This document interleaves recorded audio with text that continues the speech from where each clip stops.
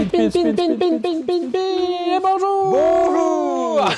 Ça Tête qui tourne, là, c'est génial, dès le matin. c'est le JB News de la semaine. Exactement, En votre actu spinant. ludique. Hein. Et oui, Spin, pour la spin. D'autres refs, vous verrez, qui arrivent quand même. plein de trucs attendus quand même. Plein de petites Ça choses. se voit que Cannes est passé. Exactement. Parce que là encore, on a il manque fait des le- nouveautés. On n'a pas les jeux de BlackRock Games. Ouais, parce on n'a qu'ils pas encore reçu. savent pas livrer avant le jour de la sortie. Et du coup, Présage, Cocoon et Cliché Criminel arriveront sûrement dans la journée. Du coup, Voilà, on vous les on présentera la rapidement, vidéo de la semaine prochaine. quoi, exactement. tout simplement. Voilà. Toujours Ben quand même, parce que tu es revenu De retour. d'entre les... Entre les morts, un peu de maladie. Romain. toujours Et moi, ça, je- bah, écoutez, on est parti pour les nouveautés. Yes. Hop, Sail, petit jeu coopératif, 2 joueurs. Du coup, vous serez ensemble pour manœuvrer un petit bateau sur une petite piste composée de plein de petites tuiles. Le but, ça va être d'amener votre bateau au bout, donc à bon port. Et en fonction de la difficulté que vous allez choisir, parce que vous avez plusieurs chapitres, on va dire, niveau de difficulté dans la boîte, vous allez devoir aller de plus en plus loin avec de plus en plus de problèmes. Ça va être en mode jeu de pli, mais on va falloir pas avoir le droit de communiquer, bien entendu, on montre pas nos cartes de main, on dit pas qu'on a telle valeur, telle couleur. Chaque tour, on joue chacun deux cartes. En fonction de ce qui est joué, des combinaisons, qui gagne, qui perd ce pli, bah, le bateau va avancer à tel endroit, tel endroit. Attention au kraken, attention aux intempéries, etc. Pas mal de petites choses qui peuvent vous faire perdre. Le truc du jeu, ce qui est assez cool, c'est déjà la DA, parce que Emerson Santiago, il est quand même trop fort. On va le dire, c'est un génie. On l'aime. Et ensuite, c'est pas facile. Il y a un vrai challenge, et du coup, c'est un bon jeu coop, parce que vous allez devoir un peu cravacher pour gagner la partie. Et du coup, comme c'est un peu costaud, il y a un petit truc qu'on a beaucoup aimé, c'est que le jeu lui-même vous dit que à partir de tel moment, si vous n'êtes pas arrivé là, ça sert à rien de continuer. Vous avez perdu. Donc vous emmerdez pas à faire les 20 dernières games de partie. Vous avez perdu quoi qu'il arrive, donc faites un reset et réessayez pour essayer de faire mieux. Voilà. Donc vraiment très bien, franchement on a beaucoup aimé, c'est pas des parties très longues, hein, c'est 15-20 minutes, mais ouais, le challenge est là, c'est vraiment très cool. Sail, on vous le recommande. Pokémon! Attrape-les longtemps. Non, c'est pas du tout ça, mais presque. Wondrous Creature, du coup, gros jeu, mais pas gros jeu en termes de difficulté, franchement. C'est plus du genre de initié, quoi. Entre les deux, famille et experts sont, hop, dans le truc du milieu, les initiés, comme on les appelle. Du coup, de 1 à 4 joueurs, ça a l'air de très bien marcher. À 2, 3, 4, le mode solo, j'avoue, je me suis pas trop renseigné. Faudra que je fasse d'ailleurs pour vous conseiller en jeu solo. Du coup, qu'est-ce que c'est Wondrous Creature? C'est un petit jeu où il va y avoir pas mal de petites mécaniques, il va y avoir de la pose d'ouvrier, il va falloir de la gestion de ressources, il va falloir du combo de cartes et de la course à l'objectif. Donc c'est un jeu où il y a pas tellement d'interaction à part via cette course d'objectif et cette pose d'ouvrier, on peut un peu se gêner mais pas tellement parce que c'est assez libre et c'est assez bien imbriqué, ça marche super bien, très agréable. Le Pokémon, c'est parce que les cartes que vous allez prendre pour faire votre engine building, vous créez votre moteur de jeu, c'est des petits monstres, genre de créatures qui vivent dans ces contrées et c'est super joli. La DA et le matos, c'est une dinguerie. Petit truc cool, c'est la pose d'ouvrier qui est sur 2 cases, ça c'est assez sympa parce que vous posez votre meeple animal avec votre bonhomme dessus, magnétique en plus s'il vous plaît, vous gagnez le bénéfice de toutes les cases qui sont autour, donc ressources, cartes, etc. Donc c'est vraiment cool, nous on a beaucoup aimé, franchement c'est super cool, c'est pas trop long non plus, genre ça dépasse l'heure et demie si vous êtes 4, peut-être 2 heures grand max, mais à 2 joueurs ou au bout d'un moment si vous avez l'habitude de jouer c'est 40 minutes, 1 heure, facile, c'est vraiment très cool, franchement n'hésitez pas, sachant que c'est déjà en rupture malheureusement parce que il a fait un peu le buzz à Cannes, du coup nous on en a un peu, pas beaucoup, donc si vous êtes hype, n'hésitez pas, c'est dispo mais pour le moment quoi. Navoria, petit jeu entre du familial et de l'initié, avec une DA vraiment incroyable qui régalera un peu tous les gens qui aiment bien les choses un peu mignonnes, un peu sympas. Vous allez avoir un petit jeu dans lequel vous partez, explorer un petit peu les contrées, comme vous allez le voir ici. La mécanique, ça va être, il y a un petit côté, je cherche dans un sac 2 jetons, je les tire, et parmi les 2 jetons, je vais choisir l'un des 2, qui va me permettre d'aller recruter les personnages de la couleur indiquée. Jeton bleu, créature bleue, etc. Ces personnages que je vais faire venir chez moi auront soit des effets de scoring de fin de partie, puisque le but c'est d'avoir plus de points que les autres, soit des petits effets qui vont améliorer mes actions, soit des petits effets immédiats. On va tous faire ça chacun notre tour.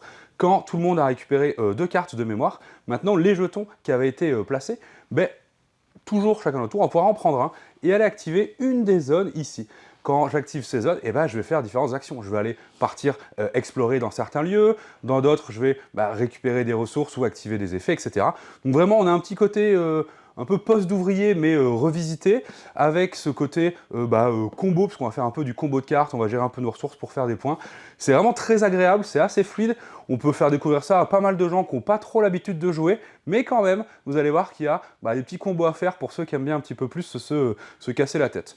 Voilà, Navoria, n'hésitez pas à tester, c'est vraiment très très cool. Nouvelle sortie ciné cette semaine depuis mercredi, vous pouvez venir tester Popcorn, petit jeu de société du coup dans l'univers du cinéma, donc voilà, petit clin d'œil, ils l'ont fait sortir le mercredi, hein, pour ceux qui ont la ref, vous comprendrez. L'idée ici c'est quoi? C'est que vous allez gérer votre cinéma. Vous allez essayer du coup de faire venir différentes personnes qui vont regarder vos films, récupérer les bons films au bon moment pour récupérer un maximum de points. Hop. Chaque joueur du coup va avoir sa petite salle à gérer. Ça va être une notion de backbuilding, c'est-à-dire que vous allez dans votre sac tirer des ouvriers qui sont un peu les visiteurs qui vont venir voir les différents films. Vous allez, dans un premier temps, pouvoir acheter des films. À noter que les films qui sont en avant-première sont un peu plus chers que les films qui sont là depuis un peu plus longtemps. Ces films, vous allez les placer dans l'une de vos salles de cinéma ici. Hop. Vous allez tirer du coup vos visiteurs et vous allez pouvoir les installer dans les différentes salles. A noter que certains visiteurs ont des goûts ou des appétences pour un type de film en particulier. Si vous arrivez à montrer tel film à telle personne, celui qui aime la science-fiction, s'il voit un film de science-fiction, hop, il vous rapporte des petites actions bonus.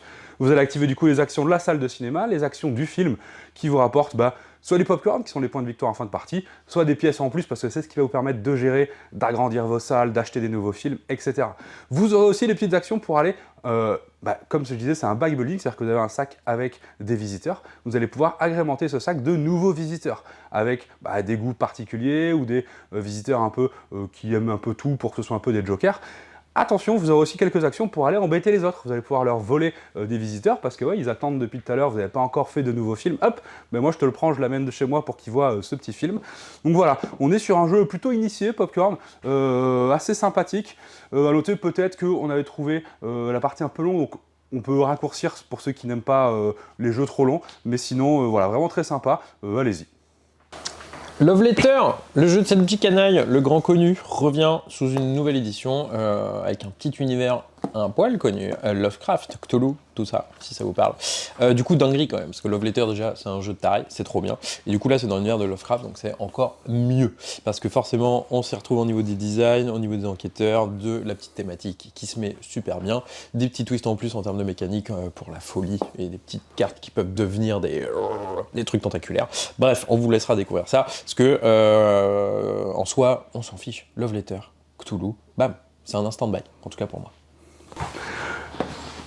Panda Spin sort cette semaine, jeu assez attendu qui avait fait un peu parler de lui. C'est un jeu de défausse avec une mécanique un peu de style président qu'on va retrouver. Votre but c'est d'être le premier à vous défausser de votre carte, mais attention, petit twist, hop, à votre tour de jeu, vous allez jouer une carte et votre adversaire doit jouer une carte ou une combinaison supérieure. A noter que quand tout le monde a joué, comme dans un jeu de pluie, quand tout le monde a joué une ou une combinaison de cartes, on va regarder qui l'emporte. Celui qui a la plus grande, sa carte est défaussée, et du coup, lui, ça va l'aider à aller vers la victoire, parce que c'est un jeu de défausse. Mais les autres, ils vont pouvoir la récupérer, et quand ils la récupèrent, ils la remettent pas dans leurs mains normalement, ils vont la spinner, hop, et la mettre du coup dans leurs mains, comme ceci. A noter que, comme vous voyez sur les cartes, il y a toujours deux côtés. Quand votre carte est spinnée, souvent, elle est un peu plus forte. Un 7, par exemple, de l'autre côté, ça vaut un double 7. Donc maintenant, pour placer des combinaisons pour vous défausser, vous êtes un peu avantagé. Et donc, il va falloir un peu vous équilibrer entre le fait de vouloir gagner ses plis pour se débarrasser des cartes. Des fois, je vais en perdre certains volontairement pour, hop, spinner mes cartes et les récupérer plus tard. A noter qu'il y aura des petites cartes avec des petits effets bonus. Je vous laisserai découvrir tout ça. Mais vraiment, si vous aimez un peu les jeux de défausse, un petit peu feeling jeu de pli, c'est hyper cool, c'est vraiment très addictif. Nous, on avait vraiment beaucoup aimé la partie qu'on avait pu faire. Donc voilà, Panda Spin. Nouveau bouquin pour le JDR Donjons et Chatons, le petit JDR à partir de 7 ans, donc il marche très bien avec les plus jeunes, mais aussi entre adultes, parce que c'est vraiment bien foutu, très mignon, très beau, et le système de jeu est vraiment cool, très simple à prendre en main, c'est assez cool. Donc là, c'est Donjons et Chatons aux sources de la magie, c'est une suite d'aventures par rapport au premier, où vous allez découvrir les sources de la magie, donc forcément, ça indique un peu le titre, quoi. Donc de nouvelles petites aventures, de nouvelles rencontres, de nouveaux lieux, etc. Tout pour un peu combler l'univers pour rajouter, sachant que vous allez avoir des aventures en plus, c'est ça normalement? Ouais, 4 aventuriers prêts à jouer, 6 nouvelles enfances aussi. Du coup, ça va vous rajouter pas mal de contenu et des petits scénars directs dans le célèbre jeu de rôle maintenant, c'est assez connu. Donjons et Châteaux dispo, aux sources de la magie. Sortie JCC, parce que oui, il en faut bien toutes les semaines, hein, donc sinon c'est pas drôle, donc là il y a juste ça. Bientôt, il y aura OP10 pour One Piece qui sort, donc semaine prochaine ou semaine d'après, on va recevoir pas mal de boîtes d'ailleurs. Bref, du coup là c'est le ST21, le Structure Deck, le deck de démarrage, en mode un peu plus gros, parce que un peu meilleur que les classiques, et surtout il y a des sleeves, donc c'est assez cool. Donc c'est sur le Gear 5 de Luffy. Bah voilà, c'est dispo. Si vous jouez à One Piece, ça peut être cool. Bon bah plein de belles choses. Ouais, une bonne semaine qui s'annonce là. Ultra thématique avec Popcorn, le vraiment chouette, Popcorn. plein de clins d'œil. Bavoria assez attendu aussi quand même. Bah oui, moins Celui-là, 12 créatures aussi, hein, parce que c'est côté, déjà en rupture, hein, donc si voilà. vous voulez, pressez-vous. Il y en a, C'est ça. c'est en rupture quoi. Il n'y en a pas 15 milliards malheureusement, on a essayé mais non. Et Et plein de jeux, hein, du jeu d'ambiance, du jeu. Voilà, et puis avec ce qui arrivera sûrement aujourd'hui ou demain, on espère. Yes, présage très bien aussi, Voilà. si vous aimez les jeux en équipe de contre 2 ou 2 contre 2 contre 2, c'est vraiment cool. Vraiment sympa. C'est ouais, très chaotique cool, les premières ça. parties, mais plus vous jouez, plus vous apprenez, c'est vraiment bien. Bref, bah on fait des bisous. Et bien hein. bonne semaine à vous, à la Salut. prochaine.